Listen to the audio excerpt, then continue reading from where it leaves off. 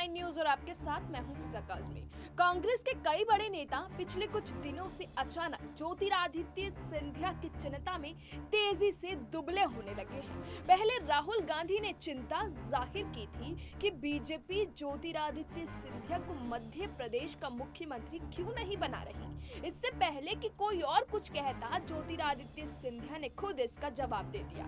और राहुल गांधी ने ये चिंता तब क्यों नहीं की जब वो कांग्रेस में थे। बात तो सही है, राहुल इसका क्या जवाब देते, इसलिए वो चुप ही रहना उन्होंने ज्यादा बेहतर समझा। अब एक और चिंता दिग्विजय सिंह ने जताई है कि बीजेपी में जाने के बाद ज्योतिरादित्य सिंधिया महाराज से भाई साहब हो गए। अजीब चिंता है। दिग्विजय सिंह उम्र के हिसाब से तो मध्य प्रदेश के वरिष्ठतम नेता हैं। उनकी सारी जीवन लोकतांत्रिक प्रणाली में उच्च भूमिकाएं निभाते गुजरी है। इसके बावजूद शायद अपनी राजसी पृष्ठभूमि के कारण उनके मन में अब तक राजा और महाराजा वाली ग्रंथियां जिंदा हैं। ये जानकर उनके तमाम समर्थकों को भी धक्का लगा होगा। देश को महाराजा और राजाओं के चंगुल से मुक्त हुए करीब 7 दशक बीत चुके हैं, पर दिग्विजय सिंह जैसे लोग अब तक अतीत जीवी बने हुए हैं। उन्होंने इस बात पर कभी आपत्ति नहीं व्यक्त की कि कई लोग उन्हें दिग्गज राजा क्यों पुकारते हैं। दरअसल कई भूतपूर्व राजाओं के दिल में अब भी कोई राजा जिंदा है जो लोकतंत्र का सच स्वीकार करने को तैयार नहीं है। कुछ लोग अब भी अपने घर को महल कहते हैं और ड्राइंग रूम की दीवारों पर अप्रासंगिक तलवारें और बंदूकें सजाकर राजा होने का भ्रम जिंदा रखते हैं। महाराजा और भाई साहब वाली ग्रंथि को ऐसे ही भ्रम से हवा पानी मिलता है। अब देश का संविधान असली महाराजा है।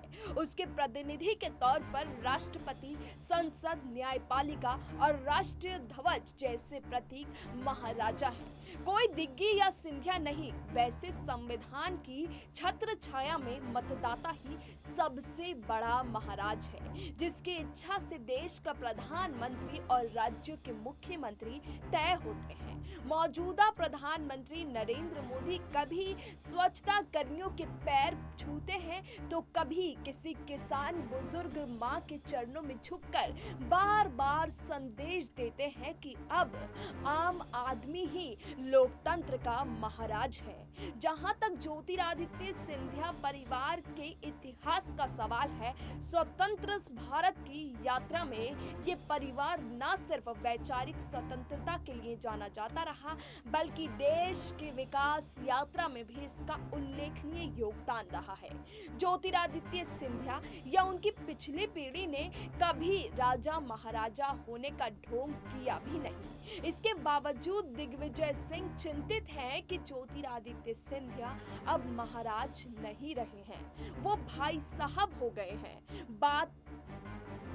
बात सीधे ज्योतिरादित्य सिंधिया से संबंधित थी, इसलिए उन्हें जवाब देना चाहिए था, पर शायद उन्होंने दिग्विजय सिंह की बात को जवाब देने लायक समझा ही नहीं।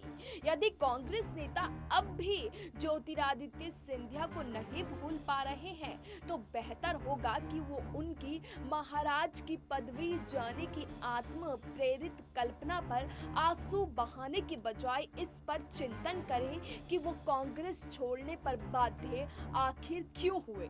राहुल गांधी बेशक चुप्पी साध गए, परंतु ज्योतिरादित्य सिंधिया का सवाल अब भी गूंज रहा है कि उन्हें मुख्यमंत्री बनाने की फिक्र तब क्यों नहीं की गई जब वो आखिर कांग्रेस में थे। क्या कांग्रेस को इस सवाल का जवाब नहीं देना चाहिए? यदि कांग्रेस के पास दूसरों के सवालों के जवाब नहीं है, तो उसे दूसरों से सवाल करने का अधिकार कैसे मिल गया है? राहुल गांधी जैसे भी हों, आज वही कांग्रेस के सबसे बड़े नेता हैं। क्या उनसे ऐसी टिप्पणी की अपेक्षा की जाती है जो उन्होंने ज्योतिरादित्य सिंधिया के बारे में की है?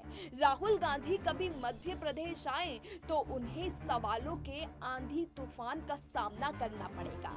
किसान जानना चाहते हैं कि उनके कर्ज माफी के वादे का क्या हुआ, किस पर भरोसा करके किसानों ने भारी मन से शिवराज सिंह से मुंह तोड़ लिया था और कांग्रेस की सरकार बनवा दी थी। सरकार तो अपने कर्मों से जीत रही है, पर 15 महीने क्या ये वादा पूरा करने के लिए पूरे नहीं थे? किसानों के अलावा युवा, महिलाएं, उद्योगपति, कारोबारी, खिलाड़ी, विद्यार्थी और बुजुर्ग भी सवाल सहेजे राहुल का मध्य प्रदेश में इंतजार कर रहे हैं। इधर कब आना होगा? कांग्रेस में ज्योतिरादित्य सिंधिया के साथ कैसा व्यवहार हुआ, ये उनके पार्टी छोड़ने से जाहिर है। कांग्रेस को अब समझ में आ रहा है कि ज्योतिरादित्य सिंधिया तमाम उपेक्षा सहकर भी किस पार्टी को संभालते थे। अब नहीं है तो नेता तरह तरह की विचित्र टिप्पणियां करके अपनी खिसियाहट जाहिर कर रहे हैं।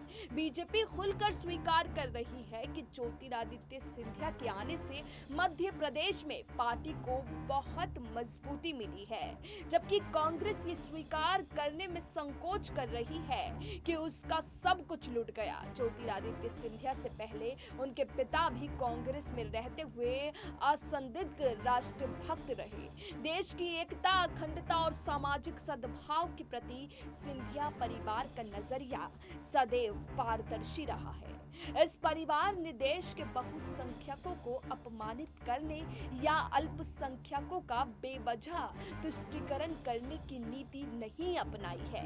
इसीलिए ये परिवार लोगों के दिलों पर राज करता है। इसीलिए ये परिवार लोकतंत्र का राज परिवार है। ज्योतिरादित्य सिंधिया बीजेपी में रहे या कहीं और, वो महाराज ही रहेंगे। वो दिल के राजा हैं, जबरदस्ती वाले राजा नहीं हैं। लेकिन अब जिस तरीके से सिंधिया बीजेपी में आ तो गए हैं, लेकिन उनके साथ आए समर्थक लंबे समय से इस इंतजार में बैठे हैं कि कब उन्हें शिवराज सरकार में कोई अहम जिम्मेदारी दी जाएगी।